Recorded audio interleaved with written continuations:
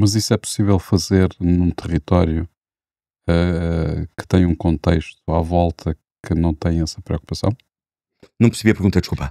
O que eu estou a dizer é se é possível fazer isso num território, ou seja, num concelho de Oeiras, ter essa ambição sem terem atenção que à volta, nos concelhos vizinhos, isso não acontece e, portanto, que não há esses objetivos. É muito Como é que é aborrecido. possível combater a pobreza num concelho se ela depois está nos concelhos que É muito limitam? aborrecido, porque de facto nós estamos a falar agora do Oeiras e à volta do Oeiras. No fundo, estamos a falar da região metropolitana de Lisboa. A região metropolitana de Lisboa não tem uma estratégia. Tal como o país não tem uma estratégia, a região metropolitana também não Mas tem. também não tem um líder? Não tem liderança. Precisamente, não há liderança, não há projeto. Tudo o que o Oeiras fez é possível fazer, noutras dimensões, no resto do país. É possível, seria desejável. Eu há muito que defendo um órgão de encontro, um órgão executivo de governação, de encontro de todos os presidentes de Câmara, todos, com o governo. Para quê? Para que se implemente no país um conjunto de medidas, todas ao mesmo tempo, todas da mesma forma, para que, como no universo das startups, que é um universo que nós conhecemos bem, uns aprendam com os outros, uns debatam com os outros, uns percebam qual é a rota que fizeram. Eu costumo dizer, os autarcas deveriam ir à escola do Oeiras, passar uns tempos. Num destes dias me cruzei, por acaso, com a candidata do Partido Socialista a Lisboa e a aconselhei a fazer um estágio em Oeiras. Vai fazer um estágio em Oeiras. Vai ver como é que se faz em Oeiras. E, portanto, o país deveria, no fundo, obrigatoriamente, entrar numa política, falávamos há pouco da sustentabilidade da floresta, de limpeza de florestas, de zero papéis no chão, de zero automóveis mal estacionados. Isso faz começando nas escolas.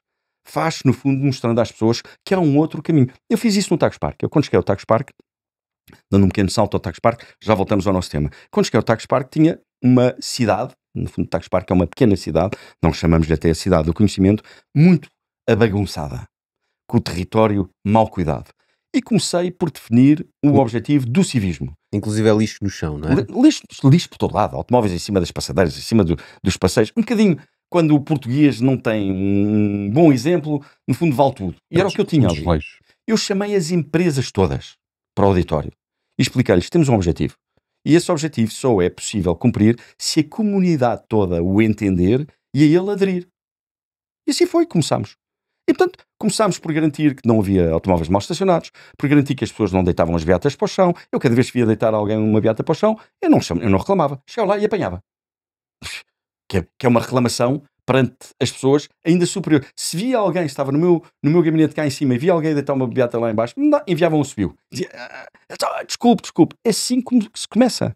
Hoje, chegamos ao Tagus Park, não há uma beata no chão. Não há um papel no lixo, fora do lixo. Não há um automóvel mal estacionado. Porquê? Porque a comunidade adere. Nós só podemos, os políticos não perceberam que aquilo que têm que fazer é, no fundo, garantir que a população, as empresas, aderem a um modelo de funcionamento. Os políticos têm que fazer é pensar nesse modelo de funcionamento. Que tem que ser ambicioso. E tem que ser ambicioso e rigoroso. E, portanto, eu começaria em Portugal, sinceramente, pelas políticas de civismo. Foi o que eu fiz no Tagus Park. São 4, já agora. A do zero papel no chão, zero beatas no chão, zero lixo fora do lugar, zero automóveis mal estacionados, zero desperdício de água, zero desperdício de energia. Chamamos disso o civismo comportamental. Depois temos o civismo energético, diminuição da pegada de carbono. Hoje, cerca de 1/3 da nossa energia já é proveniente de painéis fotovoltaicos. Depois, o civismo na reciclagem. No fundo, nós hoje somos muito mais no planeta do que há 100 anos atrás e cada um de nós consome vezes mais do que se consumia per capita há 100 anos atrás. Portanto, precisamos, no fundo, de conter esta voracidade perante os recursos. E, portanto, a reciclagem é fundamental. Temos apostado muito na divulgação deste princípio no nosso universo de startups.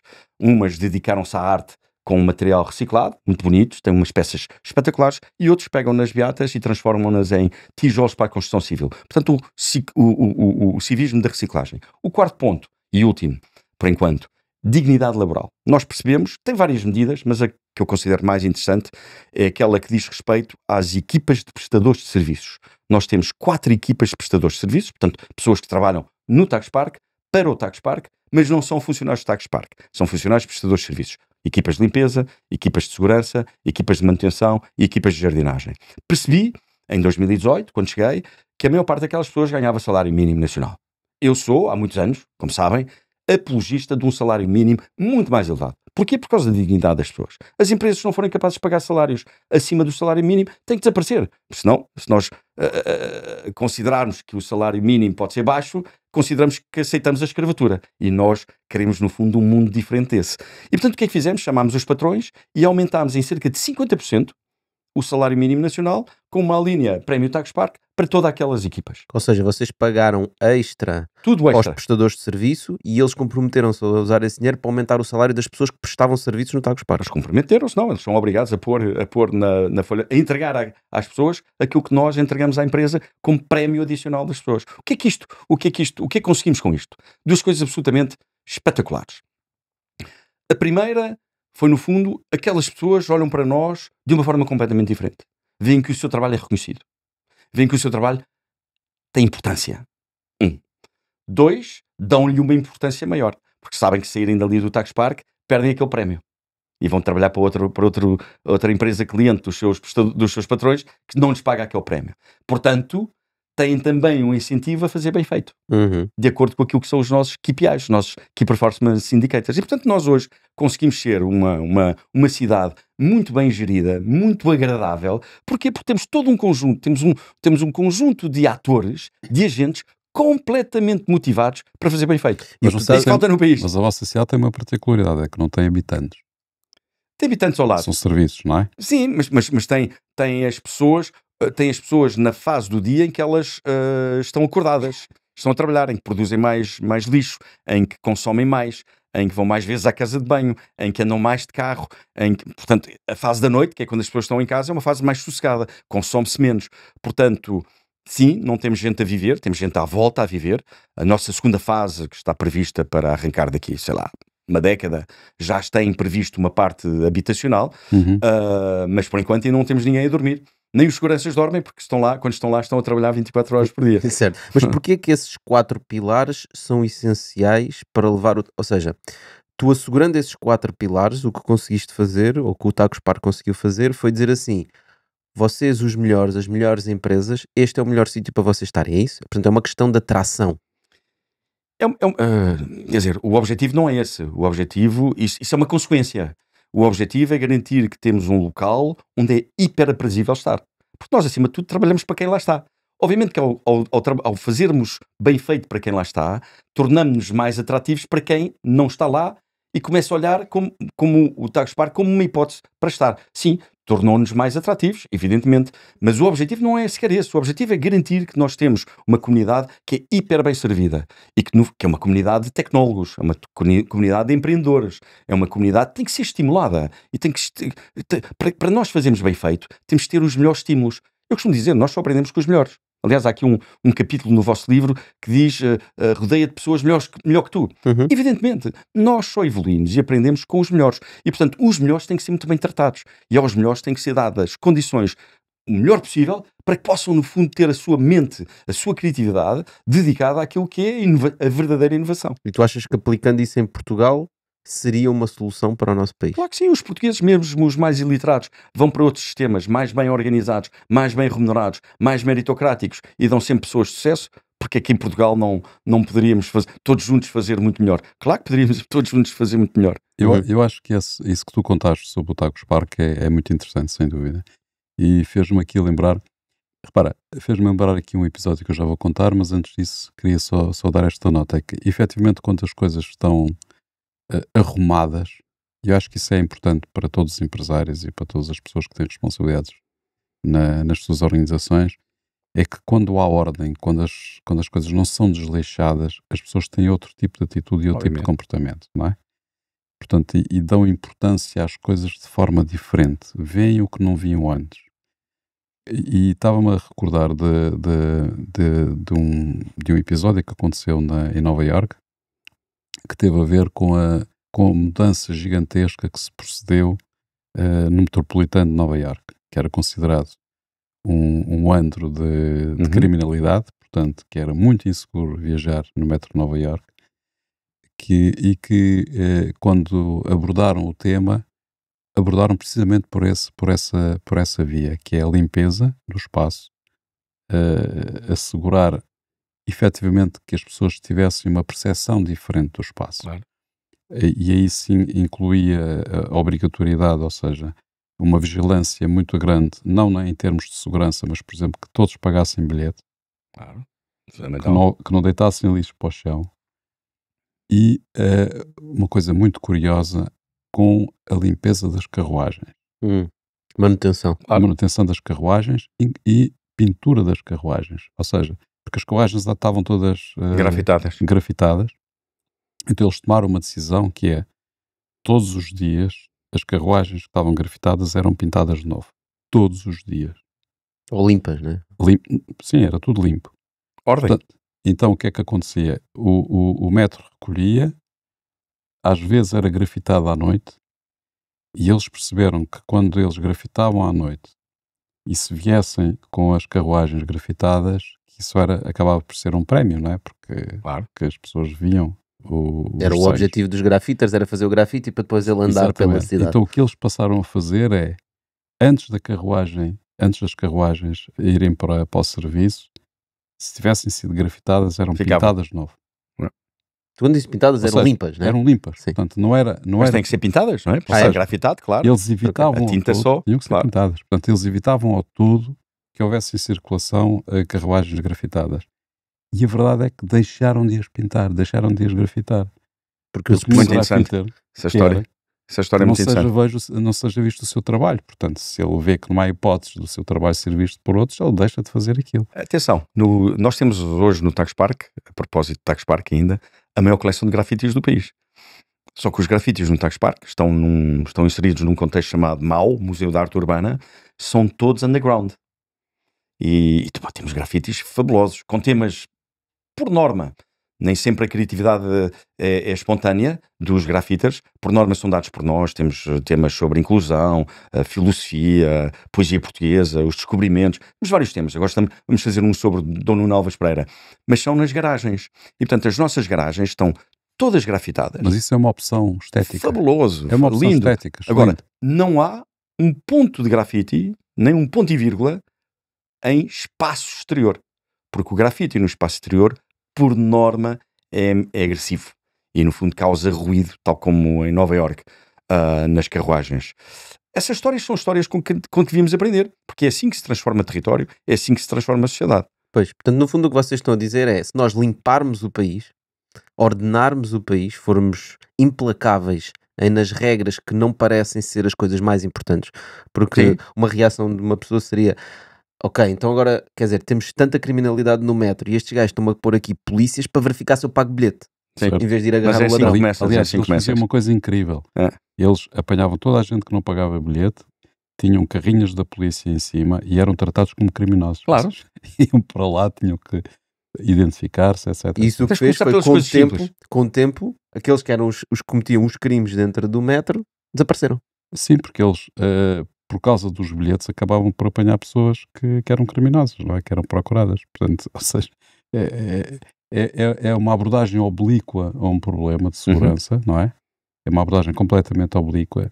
E nós, esta questão da obliquidade nunca discutimos e de facto tem uma importância incrível.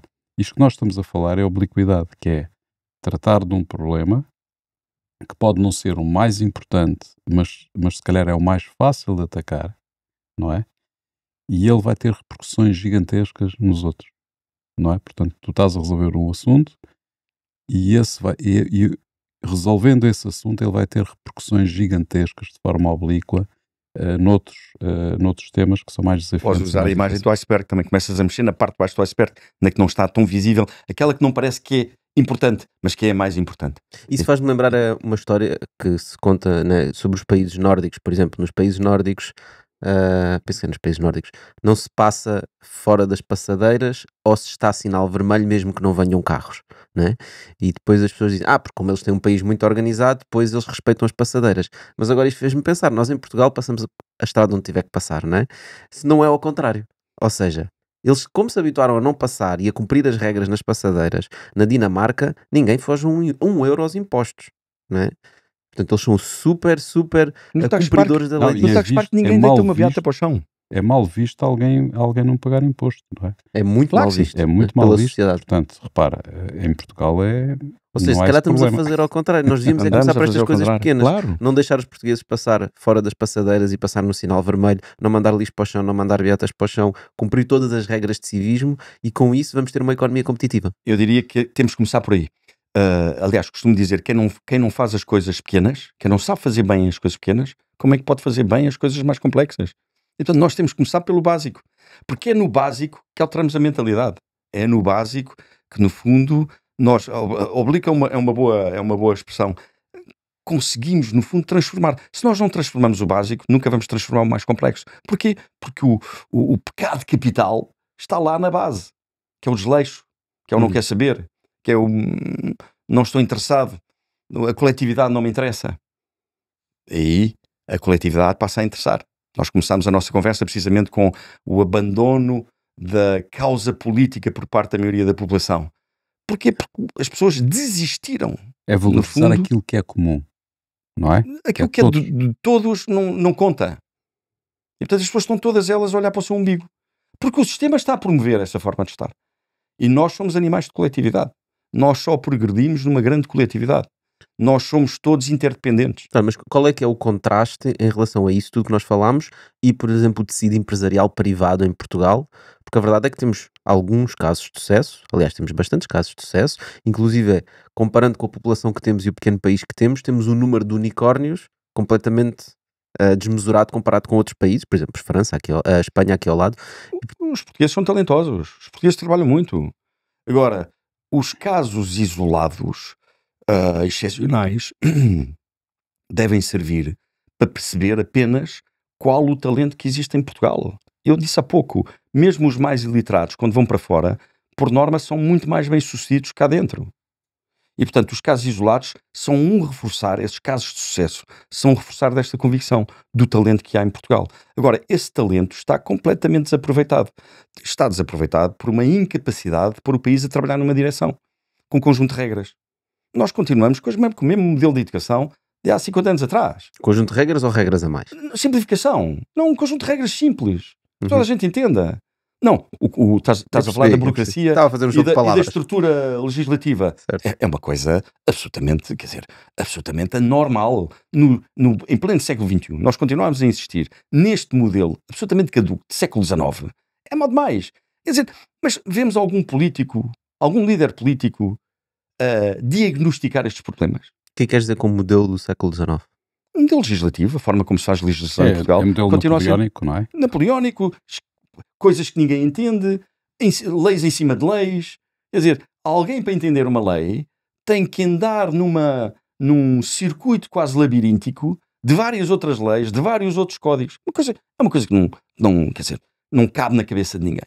E, portanto, essa complexidade depois é contaminada numa complexidade burocrática de dezenas de papéis, de dezenas de instituições, de dezenas de entraves, em última instância. Nós, enquanto empresários, sabemos isso bem.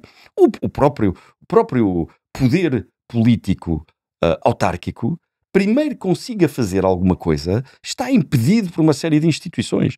Portanto, Portugal é um país que está montado mais para pôr o pé no travão do que pôr o pé no acelerador.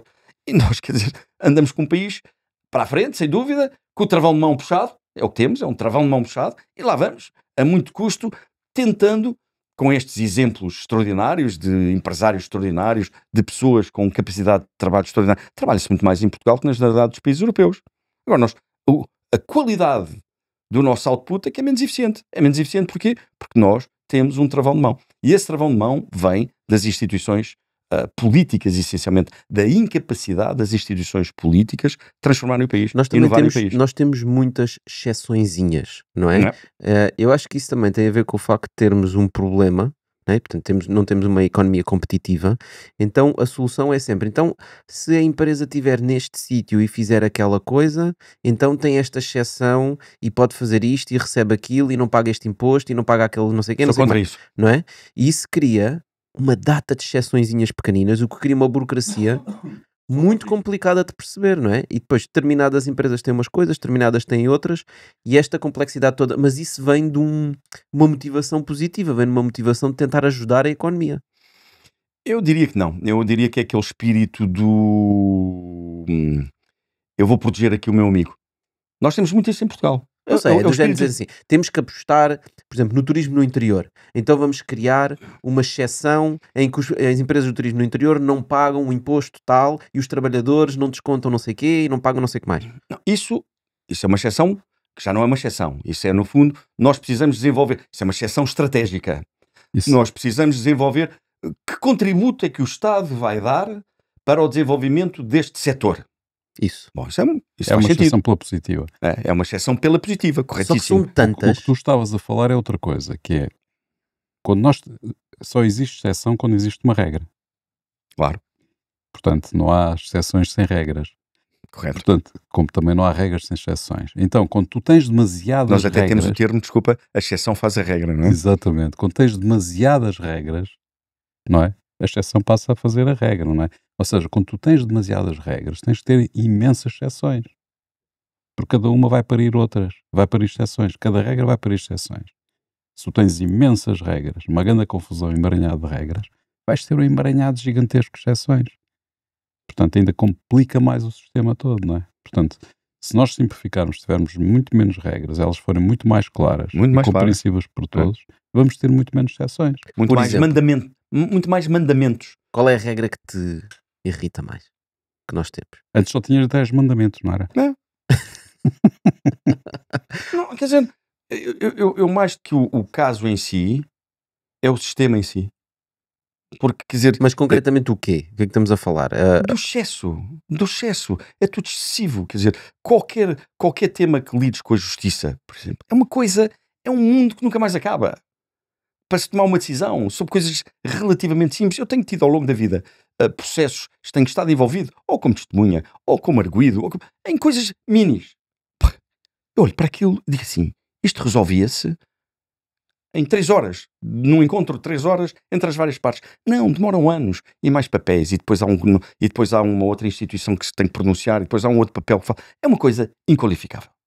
E portanto nós perdemos tempo. Por isso é que a nossa população ativa tem um reflexo na produtividade muito baixo, porque no fundo há processos excessivos, desnecessários, que não contribuem, que ocupam o tempo das pessoas, que ocupam o tempo das pessoas produtivas e das pessoas não produtivas.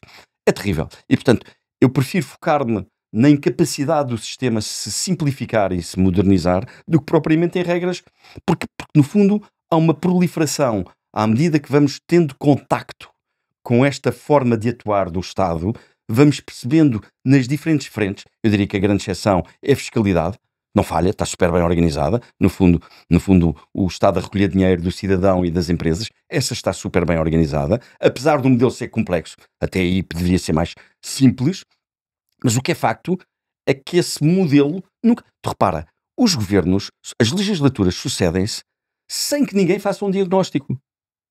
Imagina que amanhã vais gerir uma empresa. A primeira coisa que vais fazer é fazer um grande diagnóstico. Sim, perceber o que é que se passa. Obviamente. Ninguém faz um diagnóstico ao modo de funcionamento do Estado. Ninguém. Quer dizer, por acaso agora há mais uma vez um ministro da reforma administrativa, cujo objetivo é a reforma administrativa. Mas ao longo dos anos, as reformas administrativas têm sido nulas. É para despedir uns, para contratar outros. Quer dizer, isso não é reforma administrativa. Isso é mais uma brincadeira.